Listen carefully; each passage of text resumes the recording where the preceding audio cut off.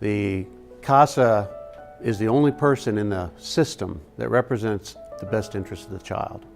Each child has an attorney, each child has caseworkers, but they also have other cases.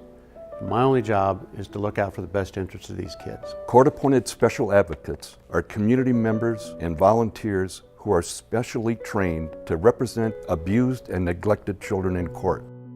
At present, we have more than 130 volunteers. However, right now, we have more than 80 children in Missoula that need a CASA volunteer. So far in 2016, more children are removed from their homes due to abuse and neglect than ever before. The need for trained volunteers to make sure that their needs are met is greater than ever.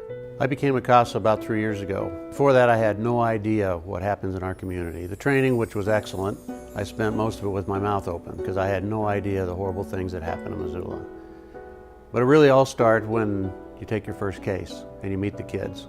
In my case, there were 2 kids who were removed from their family at ages 5 and 7 for horrible sexual abuse and neglect.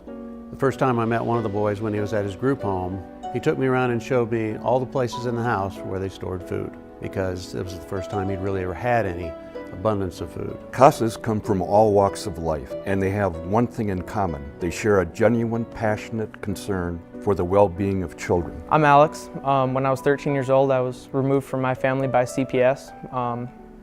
A little under a year later, I was able to be reunified thanks to everyone involved in my case, and especially my CASA. I know firsthand how even the smallest gestures and actions can greatly and positively impact the lives of children in these kinds of situations.